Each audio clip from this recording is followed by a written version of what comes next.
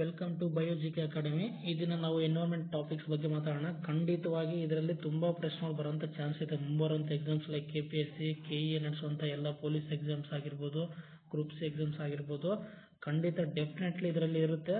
So ಪ್ರತಿಯೊಬ್ಬರು before going to exams ಒಂದ್ಸಲ ಇದನ್ನು ರಿವೈಸ್ ಮಾಡ್ಕೊಂಡು ಹೋಗಿ. ಡೆಫಿನೆಟ್ಲಿ ಹೇಳ್ತಾ ಇದ್ದೀನಿ, 99% ಬರುವಂತ ಚಾನ್ಸಸ್ ತುಂಬಾ ಇದೆ. ಸೊ ಸ್ಟಾರ್ಟ್ ಮಾಡೋಣ. ನೋಡಿ, ಮೊದಲನೇದಾಗಿ first point, world environment day June 5 ಆಚರಣೆ ಮಾಡ್ತೀವಿ ನಾವು. ಅರ್ತ್ ಡೇ ಬಂದ್ಬಿಟ್ಟು April 22, ವರ್ಲ್ಡ್ ಓಝೋನ್ ಡೇ ಬಂದ್ಬಿಟ್ಟು 16 September, international day of forest ಬಂದ್ಬಿಟ್ಟು 21 ಮಾರ್ಚ್, ವರ್ಲ್ಡ್ ವಾಟರ್ ಡೇ ಬಂದ್ಬಿಟ್ಟು 22 March. Theme of the environment day 2026 ಕೇಳಿದ್ರೆ ಈ year inspired by nature for climate for our future ಅಂತ ಗೊತ್ತಿರಬೇಕು. ಇನ್ನೊಂದ್ಸಲ ಹೇಳ್ತೀನಿ ನೋಡಿ, inspired by nature for climate for our future, ಎರಡಕ್ಕೂ ಸಂಬಂಧಪಟ್ಟಿದೆ. ಫಾರ್ ಕ್ಲೈಮೇಟ್ ಆಗಿರ್ಬೋದು, ಫಾರ್ ಅವರ್ ಫ್ಯೂಚರ್ಗೂ ಆಗಿರ್ಬೋದು. ಸೊ ಇನ್ಸ್ಪೈರ್ಡ್ ಬೈ ನೇಚರ್ ಇದು ಗೊತ್ತಿರಲೇಬೇಕು. ಇಯರ್ ಥೀಮ್ ಇದು, ಜೂನ್ 5 ಆಚರಣೆ ಮಾಡಬೇಕಾದ್ರೆ ಡಿಕ್ಲೇರ್ ಆಗಿರೋ ಥೀಮ್ ಇದು. ನೆಕ್ಸ್ಟ್ ಟಾಪಿಕ್ ಹೋಗೋಣ. ಲಾರ್ಜೆಸ್ಟ್ ಮ್ಯಾಂಗ್ರೋವ್ ಫಾರೆಸ್ಟ್ ಇದು ಸುಂದರ್ಬನ್ಸ್ ಅಲ್ಲಿ ಬರುತ್ತೆ. ಇದು ವೆಸ್ಟ್ ಬೆಂಗಾಲ್ ನಿಯರೆಸ್ಟ್, ಇದು ಗೊತ್ತಿರಲೇಬೇಕು. Next largest coral reef system ಬಂದ್ಬಿಟ್ಟು ಗ್ರೇಟ್ ಬ್ಯಾರಿಯರ್ ರೀಫ್, ಇದು ಆಸ್ಟ್ರೇಲಿಯಾ ಹತ್ರ ಬರುತ್ತೆ. ಇದು ಮೋಸ್ಟ್ ಲಾರ್ಜೆಸ್ಟ್ ಕೋರಲ್ ರೀಫ್ ಇದು ವರ್ಲ್ಡ್ ಅಲ್ಲಿ. ಗ್ರೇಟ್ ಬ್ಯಾರಿಯರ್ ರೀಫ್ ಅನ್ನೋದು ಗೊತ್ತಿರಬೇಕು. Next main green house gas, ನೋಡಿ ಗ್ರೀನ್ ಹೌಸ್ ಗ್ಯಾಸಸ್ ಯಾವ್ದಂತ ಕೇಳಿದ್ರೆ CO2 ಆಗಿರ್ಬೋದು, ಈವನ್ ಕೆಲವೊಂದು ವಾಟರ್ ವೇಪರ್ ಆಗಿರ್ಬೋದು, ಮಿಥೇನ್ ಆಗಿರ್ಬೋದು, ನೈಟ್ರೋಜನ್ ಡೈಆಕ್ಸೈಡ್ ಆಗಿರ್ಬೋದು, ಕ್ಲೋರೋಫ್ಲೋರೋ ಕಾರ್ಬನ್ಸ್ ಆಗಿರ್ಬೋದು, ಇವೆಲ್ಲ ತುಂಬಾ ಬರ್ತವೆ.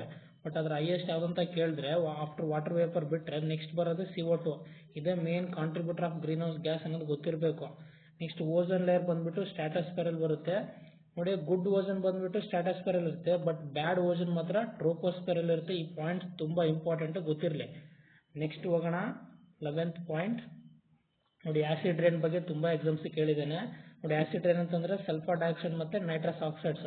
NOx ಅಂತಂದ್ರೆ N2O ಬರ್ಬೋದು, NO2 ಬರ್ಬೋದು, ಈ ಒಂದು NO ಅನ್ನು ಕೂಡ ಬರ್ಬೋದು. ಇವು ನೈಟ್ರಸ್ ಆಕ್ಸೈಡ್ ನ ಫಾರ್ಮ್ಯಾಟ್ಸ್ಗಳು, ಇವು ಗೊತ್ತಿರಲಿ. ಸೊ ಆಸಿಡ್ ರೈನ್ ಬಂದ್ಬಿಟ್ಟು ಇತ್ತೀಚೆಗೆ ಜಾಸ್ತಿ ಆಗ್ತಾ ಇದೆ. ಸ್ಪೆಷಲ್ ತಾಜ್ ಮಹಲ್ ಅದ್ರ ತನ್ನ ಕಲರ್ ಕಳ್ಕೊಳ್ಳೋಕೆ ಮೇನ್ ಕಾರಣನೇ ಈ ಆಸಿಡ್ ರೈನ್. ತುಂಬಾ ವೈಟ್ ಮಾರ್ಬಲ್ಸ್ ಇಂದ ಮಾಡಿತ್ತು, ಇತ್ತೀಚೆಗೆ ಸ್ವಲ್ಪ ಕಲರ್ ಚೇಂಜ್ ಆಗ್ತದೆ. ಅದಕ್ಕೆ ಮೇನ್ ಕಾರಣನೇ ಆಸಿಡ್ ರೈನ್ ಅನ್ನೋದು ಗೊತ್ತಿರಲಿ.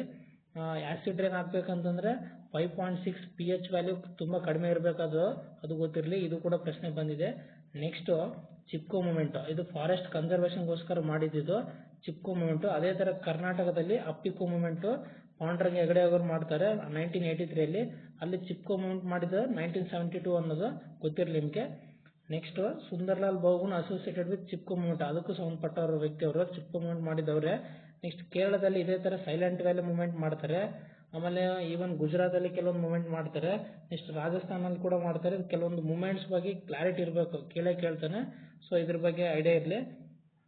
ನೋಡಿ, ನೆಕ್ಸ್ಟ್ ಸೈಲೆಂಟ್ ವ್ಯಾಲಿ ಅನ್ನೋದು ಗೊತ್ತಾಯ್ತು. Next project tiger. ನೋಡಿ, ಪ್ರಾಜೆಕ್ಟ್ ಟೈಗರ್, ಪ್ರಾಜೆಕ್ಟ್ ಎಲಿಫೆಂಟ್ ಬಗ್ಗೆ ಕೇಳ್ತಾನೆ. ಪ್ರಾಜೆಕ್ಟ್ ಟೈಗರ್ ಬಂದ್ಬಿಟ್ಟು 1973 ಸ್ಟಾರ್ಟ್ ಆಗಿದೆ. ಅದು ಸ್ಟಾರ್ಟ್ ಮಾಡಿದೆ ನಮ್ಮ ಬಂಡೀಪುರದಿಂದ ಅನ್ನೋದು ಕ್ಲಾರಿಟಿ ಇರಲಿ. ನೆಕ್ಸ್ಟ್ ಪ್ರಾಜೆಕ್ಟ್ ಎಲಿಫೆಂಟ್ ಬಂದ್ಬಿಟ್ಟು 1992. ಈ ಪಾಯಿಂಟ್ ಇದರಲ್ಲಿ ಇಲ್ಲ, ಬಟ್ ನಾನು ಹೇಳ್ತಾ ಇದ್ದೀನಿ, ಫೋಕಸ್ ಮಾಡಿ. ನೆಕ್ಸ್ಟ್ ನ್ಯಾಷನಲ್ ಅನಿಮಲ್ ಬಂದ್ಬಿಟ್ಟು ಟೈಗರು. ನೆಕ್ಸ್ಟ್ ನ್ಯಾಷನಲ್ ಬರ್ಡ್ ಬಂದ್ಬಿಟ್ಟು ಇಂಡಿಯನ್ ಪಿಕಾಕು, ಇದು ಗೊತ್ತಿರಲಿ. Next biosphere reserve protects ecosystem. ನೋಡಿ, ಬಯೋಸ್ಫಿಯರ್ ತುಂಬಾ ಇಂಪಾರ್ಟೆಂಟ್, ಅದು ಮ್ಯಾಪ್ ಅಂಡರ್ನಾಗ ರಕ್ಷಣೆ ಮಾಡ್ತಾ ಇರ್ತದೆ. ತುಂಬಾ ಬಯೋಸ್ಫಿಯರ್ ರಿಸರ್ವ್ಸ್ ಅನ್ನೋದು ತುಂಬಾ ಎಕಲಾಜಿಕಲಿ ತುಂಬಾ ಇಂಪಾರ್ಟೆಂಟ್ ಆಗುತ್ತೆ. ಅಂಡ್ 18 ಬಯೋಸ್ಫಿಯರ್ ರಿಸರ್ವ್ಸ್ ಅನ್ನೋದು ನಮ್ಮ ಇಂಡಿಯಾದಲ್ಲಿ ಇದಾವೆ, ಅದು ತುಂಬಾ ಕ್ಲಾರಿಟಿ ಇರಬೇಕು. 18 ಬಯೋಸ್ಫಿಯರ್ ರಿಸರ್ವ್ಸ್ ಆಫ್ ಪ್ಲೇಸಸ್ ಕೂಡ ಕೇಳ್ತಾ ಹೋಗ್ತಾನೆ, ಅದು ಇಂಪಾರ್ಟೆಂಟ್ ಇರಲಿ. ನಮ್ದು ವೆಸ್ಟರ್ನ್ ಘಾಟ್ಸ್ ಅನ್ನೋದು ಅದರ ಒಂದು ಪಾರ್ಟ್ ಗೊತ್ತಿರಲಿ. ನೆಕ್ಸ್ಟ್ ಕೋಲ್ಡ್ ಡೆಸರ್ಟ್ ಪಾರ್ಕ್ ಕೂಡ ಬರುತ್ತೆ, ಕೋಲ್ಡ್ ಡೆಸರ್ಟ್ ಕೂಡ ಬರುತ್ತೆ, ಅದು ಕೂಡ ಗೊತ್ತಿರಲಿ. ನೆಕ್ಸ್ಟ್ ಬೇರೆ ಬೇರೆ ರೀತಿಯಿಂದ ತಮಿಳುನಾಡಿಂದ ಬರುತ್ತೆ, ಕರ್ನಾಟಕದಿಂದ ಬರುತ್ತೆ, ನೆಕ್ಸ್ಟ್ ಈವನ್ ಒಡಿಶಾದಿಂದ ಬರುತ್ತೆ, ಮತ್ತೆ ಏನು ಅಸ್ಸಾಮಿಂದ ಬರುತ್ತೆ. ಇವೆಲ್ಲ ತುಂಬಾ ಪ್ಲೇಸಸ್ ಅಲ್ಲಿ 18 ಬಯೋಸ್ಫಿಯರ್ ರಿಸರ್ವ್ಸ್ ಇದಾವೆ. ಒಂದ್ಸತ್ಲಿ ಮ್ಯಾಪ್ ಓಪನ್ ಮಾಡ್ಕೊಳ್ಳಿ, what are the 18 biosphere reserves ಅಂತ ಹೊಡ್ರಿ ಗೂಗಲ್ ಅಲ್ಲಿ, ನಿಮ್ಗೆಲ್ಲ ಲಿಸ್ಟ್ ಸಿಗುತ್ತೆ. ಅದು ಒಂದ್ಸಲ ರಿವೈಸ್ ಮಾಡ್ಕೊಂಡು ಹೋಗಿ, ತುಂಬಾ ಇಂಪಾರ್ಟೆಂಟ್. ನೋಡಿ, ನೆಕ್ಸ್ಟ್ ಫಸ್ಟ್ ನ್ಯಾಷನಲ್ ಪಾರ್ಕ್ ಅಂತ ಕೇಳಿದ್ರೆ ಜಿಮ್ ಕಾರ್ಬೆಟ್ ನ್ಯಾಷನಲ್ ಪಾರ್ಕ್, ಇದೊಂದು ತುಂಬಾ ಇಂಪಾರ್ಟೆಂಟ್, ಇದು ಉತ್ತರಾಖಂಡಲ್ಲಿ ಬರುತ್ತೆ. ನೆಕ್ಸ್ಟ್ ಇದು ಈವನ್ ಈ first national park Jim Corbett ಅನ್ನೋದು ಬ್ರಿಟಿಷ್ ಇರಬೇಕಾದ್ರೆ ಸ್ಟಾರ್ಟ್ ಆಗಿರೋದು, ಕ್ಲಾರಿಟಿ ಇಲ್ಲ. 1932 ಅಲ್ಲಿ ಬರುತ್ತೆ. ನೆಕ್ಸ್ಟ್ ಫಸ್ಟ್ ಬಯೋಸ್ಫಿಯರ್ ರಿಸರ್ವ್ಸ್ ನಾನು ಹೇಳಿದಲ್ಲ, ಬಯೋಸ್ಫಿಯರ್ ರಿಸರ್ವ್ಸ್ 18 ಇದೆ. ಅದರ ನೀಲಗಿರಿ ಅನ್ನೋದು ಗೊತ್ತಿರಲಿ, ಅದು ನಮ್ಮ ಒಂದು ವೆಸ್ಟರ್ನ್ ಘಾಟ್ಸ್ ಅಲ್ಲೇ ಬರುತ್ತೆ. ನೆಕ್ಸ್ಟ್ ಹೋಗೋಣ. ನೋಡಿ, ರೆಡ್ ಡೇಟಾ ಬುಕ್, ಇದು ಎಂಡೇಂಜರ್ಡ್ ಸ್ಪೀಸೀಸ್ ಬಗ್ಗೆ ಡಿಸ್ಕಸ್ ಮಾಡುತ್ತೆ. ಅಂದ್ರೆ ರೆಡ್ ಡೇಟಾ ಬುಕ್ ಟೋಟಲ್ ನಮಗೆ ಸುಮಾರು 8 ಪಟ್ಟಿಗಳು ಬಿಡ್ತದೆ. ಆದರೆ ನಮಗೆ ಕ್ರಿಟಿಕಲಿ ಎಂಡೇಂಜರ್ಡ್ ನೆಕ್ಸ್ಟ್ ವಲ್ನರೇಬಲ್. ಈ ಒಂದು ಲೀಸ್ಟಲ್ಲಿ ಬರುವಂಥ ಪ್ರಾಣಿಗಳಾಗಿರ್ಬೋದು, ಪಕ್ಷಿಗಳಾಗಿರ್ಬೋದು, ಅವನ್ನ ಲೀಸ್ಟ್ ನೋಡ್ಕೊಂಡಿರ್ಬೇಕು. For example lion tail macaque, ಇದು ವೆಸ್ಟರ್ನ್ ಘಾಟ್ಸಲ್ಲಿ ಮಾತ್ರ ಕಂಡು ಬರುತ್ತೆ, ಯಾಕಂದರೆ ಅದು ಎಂಡೇಂಜರ್ಡ್ ಸ್ಪೀಸೀಸು. ಇದ್ರ ಬಗ್ಗೆ ತುಂಬ ಸಲ ಪ್ರಶ್ನೆ ಮಾಡಿದ್ದೇನೆ. ಅದೇ ಥರ ಲೀಪ್ ನೋಸ್ಡ್ ಬ್ಯಾಟ್, ಇದು ಕೋಲಾರದಲ್ಲಿ ಮಾತ್ರ ಕಂಡು ಬರುತ್ತೆ, ಇದು ಎಂಡೇಂಜರ್ಡ್, ಇದು ಕೋಲಾರ ರೀಸನ್ ಮಾತ್ರ ಕಂಡು ಬರುತ್ತೆ, ಗೊತ್ತಿರಲಿ. ಅದೇ ಥರ ಕ್ಯಾಶ್ಮೀರ್ ಫಾರೆಸ್ಟ್ ಡಿಸೀಸ್, ಈ ಡಿಸೀಸ್ ಅನ್ನೋದು ಈ ಓನ್ಲಿ ಶಿವಮೊಗ್ಗ ರೀಸನ್ನಲ್ಲಿ ಅಂದರೆ ವೆಸ್ಟರ್ನ್ ಘಾಟ್ಸ್ ಟಚ್ ಆಗಿರುತ್ತೆ ಶಿವಮೊಗ್ಗದಲ್ಲಿ ಮಾತ್ರ ಕಂಡು ಬರುತ್ತೆ, ಇದು ಕೂಡ ಗೊತ್ತಿರಬೇಕು. ಈ ಥರ ಈ ಒಂದು ಎಂಡೇಂಜರ್ಡ್ ಬಗ್ಗೆ ಕೇಳ್ತಾನೆ. ಇದನ್ನ ಬಿಡುವಂಥವ್ರು ಯಾರಪ್ಪ ಅಂದರೆ IUCN ಅಂತಂದರೆ international union for conservation of nature ಅಂದರೆ ನೇಚರ್ ಆಫ್ ಎ ಪ್ಲಾಂಟ್ಸ್ ಆಗಿರ್ಬೋದು, ನೇಚರ್ ಆಫ್ ಎ ಅನಿಮಲ್ಸ್ ಆಗಿರ್ಬೋದು, ನೇಚರ್ ಆಫ್ ಎ ಬ್ಯಾಕ್ಟೀರಿಯಾ ಆಗಿರ್ಬೋದು, ಬಟ್ ನಾಟ್ ವೈರಸ್. ಇದರಲ್ಲಿ ವೈರಸ್ ಬರಲ್ಲ ಅನ್ನೋದು ಕ್ಲಾರಿಟಿ ಇರಲಿ. ನೆಕ್ಸ್ಟ್ ಹೋಗೋಣ. Next biodiversity hotspot in India 4 ಇದಾವೆ. ಒಂದು ನೋಡಿ ವೆಸ್ಟರ್ನ್ ಘಾಟ್ಸು, ಇನ್ನೊಂದು Himalaya, next Sundaland, next Indo Burma ಅನ್ನೋದು. ಇವು ಟೋಟಲ್ 4 ಅನ್ನೋದು ಇಂಪಾರ್ಟೆಂಟ್ ಇದಾವೆ. ಬಯೋಡೈವರ್ಸಿಟಿ ಹಾಟ್ಸ್ಪಾಟ್ ಬಗ್ಗೆ ಕೇಳ್ತಾ ಇರ್ತಾನೆ 4. ನೆಕ್ಸ್ಟ್ ನಮ್ಮ ಕರ್ನಾಟಕ ಯಾವ್ದ್ರಾಗ ಬರುತ್ತೆ ಅಂತಂದರೆ ವೆಸ್ಟರ್ನ್ ಘಾಟ್ಸಲ್ಲಿ ಬರುತ್ತೆ, ಕ್ಲಾರಿಟಿ ಇರಲಿ. ಇದು one of the most biodiversity hotspot ಇದೆ. ಹಾಟೆಸ್ಟ್ ಆಫ್ ಎ ಹಾಟ್ಸ್ಪಾಟ್ಸ್ ಅಂತಲೂ ಕರಿತಿದ್ದಾರೆ ವೆಸ್ಟರ್ನ್ ಘಾಟ್ಸ್ನ, ಯಾಕಂದ್ರೆ ತುಂಬ ಸ್ಪೀಸೀಸ್ ಇದಾವೆ. ಹಾಟ್ಸ್ಪಾಟ್ ಅಂತ ಕರಿಬೇಕಂದ್ರೆ ಕೆಲವೊಂದು ಕಂಡೀಷನ್ಸ್ ಇದಾವೆ, ಅದು ಕೂಡ ನೋಡ್ಕೋಬೇಕು ನಾವು.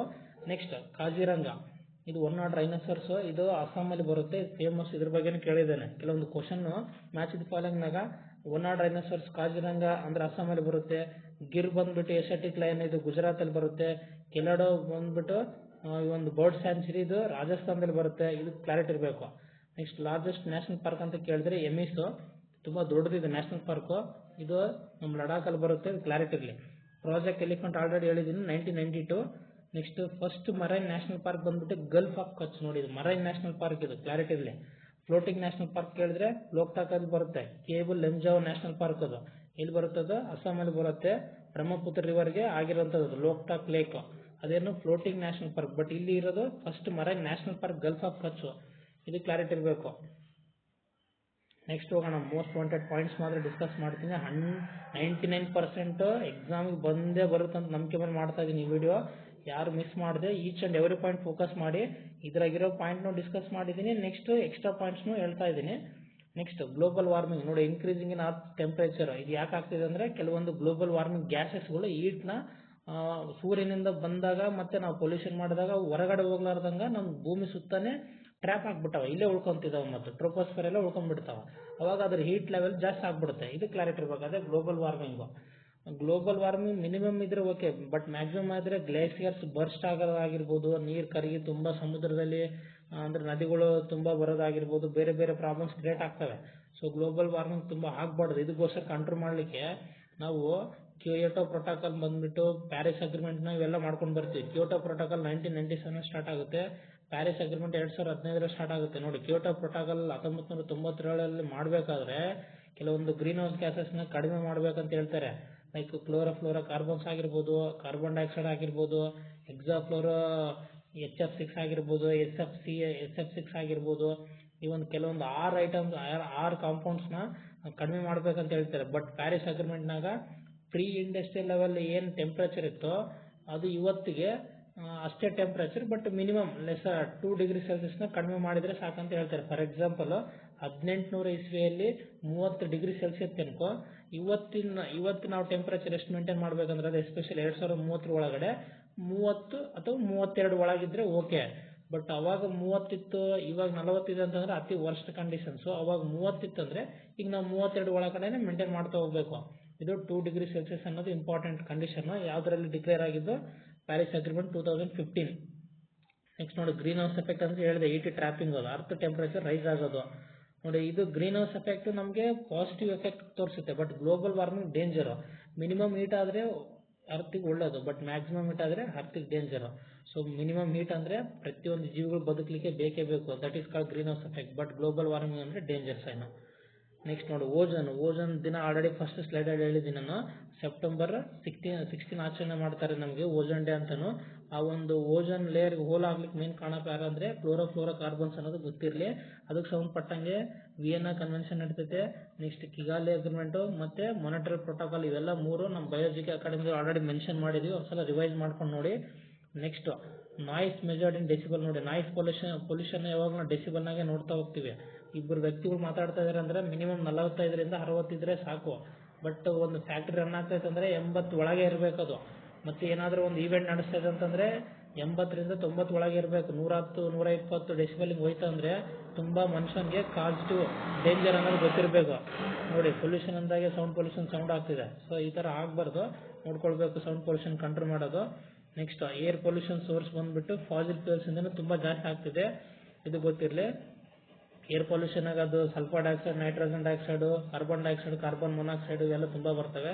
ಈ ವೇಸ್ಟ್ ಇದೆ, ಎಲೆಕ್ಟ್ರಾನಿಕ್ ವೇಸ್ಟ್. ನೋಡಿ ಕೆಲವೊಂದು ಮೊಬೈಲ್ಸ್ಗಳು ಮತ್ತು ರೇಡಿಯೋಗಳು ಇವನ್ನೆಲ್ಲ ಯೂಸ್ ಮಾಡ್ತಾ ಇರ್ತೀವಲ್ವ, ಅದರಿಂದ ಬಂದಂಥ ವೇಸ್ಟ್ಗಳು ಎಲೆಕ್ಟ್ರಾನಿಕ್ ವೇಸ್ಟ್ಗಳು. Next plastic decomposes very slowly. ನೋಡಿ ನಾವು ಆದಷ್ಟು ಪ್ಲಾಸ್ಟಿಕ್ನ ಕಡಿಮೆ ಮಾಡಬೇಕು, ಬಿಕಾಸ್ ಅದು ಡಿಕಂಪೋಸ್ ತುಂಬ ಸ್ಲೋ ಆಗುತ್ತೆ. ಅದನ್ನು ನಾವು ರೆಡ್ಯೂಸ್ ಮಾಡಿದ್ರೆ ಒಳ್ಳೆಯದು. ಸೊ ಈ ವೇಸ್ಟ್ನ ಮತ್ತು ಪ್ಲಾಸ್ಟಿಕ್ ವೇಸ್ಟ್ನ ತುಂಬ ಕಂಟ್ರೋಲ್ ಮಾಡಿದ್ರೆ ನಮ್ಮ ನೇಚರ್ನ ಸೇವ್ ಮಾಡ್ಕೋಬೋದು.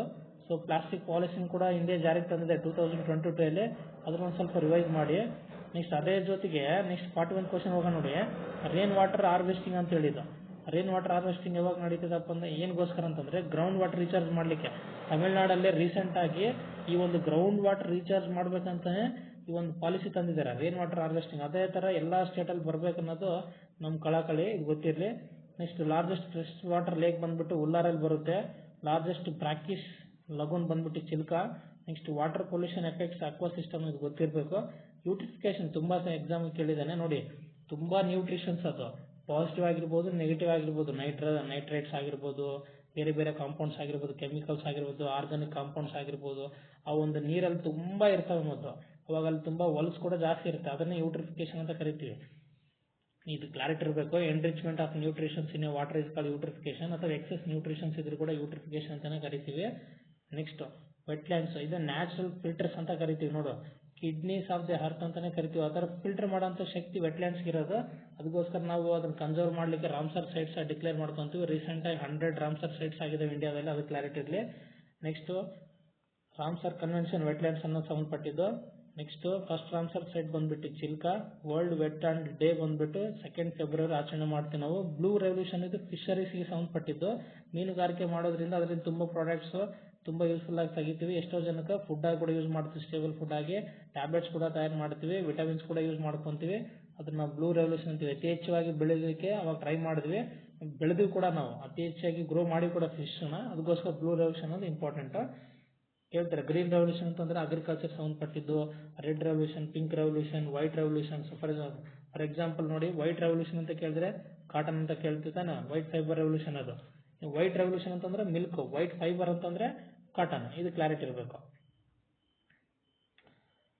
Next green planet. ನೋಡಿ ಇಡೀ ಒಂದು ಯೂನಿವರ್ಸಲ್ಲಿ ಗ್ರೀನ್ ಪ್ಲಾನೆಟ್ ಇರೋದೇ ಅರ್ಥ. ಯಾಕಂದರೆ ಬ್ಲೂ ಕಲರ್ ಕಾಣುತ್ತೆ, ಬಟ್ ಒಳಗಡೆ ಫಾರೆಸ್ಟ್ ಇರೋದ್ರಿಂದ ಗ್ರೀನ್ ಕವರ್ ಆಗಿರುತ್ತೆ, ಅದಕ್ಕೆ ಇದನ್ನು ಗ್ರೀನ್ ಪ್ಲಾನೆಟ್ ಅಂತ ಕರಿತೀವಿ. ಯಾವುದೇ ಗ್ರಹದಲ್ಲಿ ಗಿಡ ಮರಗಳು ಇಲ್ಲ, ಅದಕ್ಕೋಸ್ಕರ ಒಟ್ಟನ್ನು ಗ್ರೀನ್ ಪ್ಲಾನೆಟ್ ಅಂತ ಕರೆಯೋಂಗಿಲ್ಲ. ಎಕ್ಸೆಪ್ಟ್ ಅದರ್ ದೆನ್ ಅರ್ತ್ಗೆ ಮಾತ್ರ ನಾವು ಗ್ರೀನ್ ಪ್ಲಾನೆಟ್ ಅಂತ ಕರಿತೀವಿ.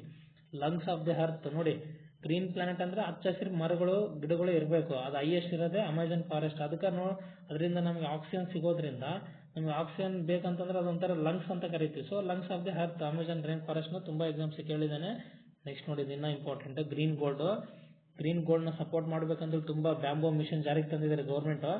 ಫಾರೆಸ್ಟ್ ವೆಲ್ತ್ ಇದು ಬ್ಯಾಂಬೋ ನಾವೇನು ಕರಿತೀವಿ, ಗ್ರೀನ್ ಗೋಲ್ಡ್ ತುಂಬ ವೇಗವಾಗಿ ಬೆಳೆಯುವಂಥ ಒಂದು ಸಸ್ಯ ಇದು. ಮೊನೊಕಾಟ್ ಸಸ್ಯ ಅತಿ ವೇಗವಾಗಿ ಬೆಳೀತೈತೆ. ಸೊ ಇದನ್ನು ಗ್ರೀನ್ ಗೋಲ್ಡ್ ಅಂತಲೇ ಕರಿತೀವಿ, ಕ್ಲಾರಿಟಿ ಇರಲಿ. ನೆಕ್ಸ್ಟ್ ಬಯೋಲಾಜಿಕಲ್ ಡೈವರ್ಸಿಟಿ ಆ್ಯಕ್ಟ್, ಇದು 2002 ಬಂದಿದ್ದು, ತುಂಬ ಎಕ್ಸಾಮ್ಸಿಗೆ ಬಂದಿದೆ. ಇನ್ನು ಮೋಸ್ಟ್ ವಾಂಟೆಡ್ ಇದು ಒಂದು act, wild life protection act. ಇದ್ರ ಮುಖಾಂತರ 1972 ಜಾರಿಗೆ ತರ್ತಾರೆ. ಇದರಲ್ಲಿ ಸ್ಕೆಡ್ಯೂಲ್ 1, 2, 3, 4, 5, 6 ಇತ್ತು. ರೀಸೆಂಟಾಗಿ 2024 ಅಮೆಂಡ್ಮೆಂಟ್ ಮಾಡಿ ಓನ್ಲಿ 4 ಮಾತ್ರ ಮೆನ್ಷನ್ ಮಾಡಿದ್ದಾರೆ. ಸ್ಕೆಡ್ಯೂಲ್ 1, 2 ಮರ್ಜ್ ಮಾಡ್ಯಾರ, 3, 4 ಮರ್ಜ್ ಮಾಡಿದ್ದಾರೆ, 5, 6 ಹಂಗೆ ಮೆನ್ಷನ್ ಮಾಡಿಟ್ಟಿದ್ದಾರೆ. ಇದಕ್ಕೆ ಕ್ಲಾರಿಟಿ ಇರಬೇಕು, ಇದನ್ನ ಒಂದ್ಸಲ ಅಬ್ಸರ್ವ್ ಮಾಡಿ. ನೆಕ್ಸ್ಟ್ ಇದ್ರ ಬಗ್ಗೆ ಅಪ್ಡೇಟ್ಸ್ ನಾವು ಮತ್ತೆ ಬಯೋಲಾಜಿಕಲ್ ಅಕಾಡೆಮಿಯಲ್ಲಿ ಹಾಕ್ತೀವಿ ಸ್ಲೈಡ್ಸಲ್ಲಿ, ಒಂದ್ಸಲ ನೋಡಿ. ನೆಕ್ಸ್ಟ್ ಎನ್ವೈರ್ಮೆಂಟಲ್ ಪ್ರೊಟೆಕ್ಷನ್ ಆ್ಯಕ್ಟ್ 1986, ಇದು ಇಂಪಾರ್ಟೆಂಟು. ಯಾಕಂದರೆ ಇದು ಯಾವುದಕ್ಕೋಸ್ಕರ ಬಂತಂದ್ರೆ ಆಫ್ಟರ್ ಮಿಥೈಲ್ ಐಸೋಸೈನೇಟ್ ಆಕ್ಸಿಡೆಂಟ್ ಆಯ್ತು ಇಲ್ಲಿ ಭೂಪಾಲಲ್ಲಿ. ಅದಾಗಿದ ತಕ್ಷಣ ನಾವು ಪ್ರೊಟೆಕ್ಷನ್ ಮಾಡಬೇಕಂತ ಒಂದು ಕಾಯ್ದೆ ಜಾರಿಗೆ ತರ್ತಾರೆ, environmental protection act 1986. Next NGT 2010, in case environmental related ಏನೇ ಪ್ರಾಬ್ಲಮ್ಸ್ ಇದ್ದರೂ ಈ ಒಂದು ಕೋರ್ಟ್ಗೆ ಹೋಗ್ಬೋದು. ಅಂದರೆ ಇದು ಟ್ರಿಬ್ಯುನಲ್. ಆ್ಯಕ್ಚುಲಿ ಈ ಟ್ರಿಬ್ಯುನಲ್ 2010 ಸ್ಟಾರ್ಟ್ ಆಗ್ತದೆ. ಎನ್ವೈರ್ಮೆಂಟಲ್ ಸಮಸ್ಯೆ ಏನೇ ಇದ್ದರೆ ಈ ಟ್ರಿಬ್ಯುನಲ್ ಹೋಗಿ ಕೇಸ್ ಫೈಲ್ ಮಾಡಿ ನಾವು ಸಾಲ್ವ್ ಮಾಡ್ಕೋಬೇಕು. Next world wide fund for nature ಅಂತ ಕರಿತೀವಿ. ಇದಕ್ಕೆ ಪಾಂಡ ಸಿಂಬಲ್ ಇರ್ತದೆ, ಇದನ್ನು ಕೇಳಿದ್ದೇನೆ ಎಕ್ಸಾಮ್ಸ್ಗೆ, ಇಂಪಾರ್ಟೆಂಟ್ ಇರಲಿ, ಗ್ರೂಪ್ ಸಿಗೆ ಬಂದಿದೆ. Next UNEP United Nation environmental programme head quarter ಬಂದುಬಿಟ್ಟು ನೈರೋಬಿ. ನೆಕ್ಸ್ಟ್ ಅರ್ತ್ ಸಮಿತ್ 1992 ನಡೆದಿದೆ, ರಿಯೋ ಡಿ ಜಿನೇರೋದಾಗ ನಡೆದಿದ್ದು. ಇಂಪಾರ್ಟೆಂಟ್ ನೋಡಿ, ಈ ಮೋಸ್ಟ್ 60 ಇಂಪಾರ್ಟೆಂಟ್ ಪಾಯಿಂಟ್ಸ್ ಡಿಸ್ಕಸ್ ಮಾಡಿದ್ದೀನಿ. ಖಂಡಿತವಾಗಿ ಹೇಳ್ತಿದ್ದೀನಿ, 99% ಬಿಫೋರ್ ಎಕ್ಸಾಮ್ ಅಟೆಂಡ್ ಮಾಡೋ ಮುಂಚೆ ಒಂದ್ಸತಿ ಈ ವಿಡಿಯೋನ ಸ್ಕಿಪ್ ಮಾಡಲಾರ್ದಂಗೆ ಎವ್ರಿ ಪಾಯಿಂಟ್ನ ನೋಡ್ಕೊಂಡು ಹೋಗಿ. ಅದ್ರ ಜೊತೆಗೆ ನಾನು 60 ಪಾಯಿಂಟ್ಸ್ ಜೊತೆ ನಾನು ಎಕ್ಸ್ಟ್ರಾ ಪಾಯಿಂಟ್ಸ್ ಕೂಡ ಆ್ಯಡ್ ಮಾಡಿದ್ದೀನಿ.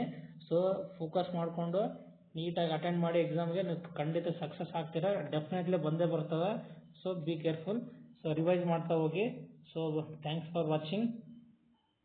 ಇದೇ ಥರ ನೀವು ಹಂಗೆ ಬಯೋಜಿಕೆ ಅಕಾಡೆಮಿ ಸಬ್ಸ್ಕ್ರೈಬ್ ಮಾಡಿ, ಶೇರ್ ಮಾಡಿ. ಇನ್ನೂ ಹೆಚ್ಚಿನದಾಗಿ ನಿಮಗೋಸ್ಕರ ವೀಡಿಯೋಸ್ನ ಬಿಡ್ತಾ ಇರ್ತೀವಿ. Once again thanks for watching.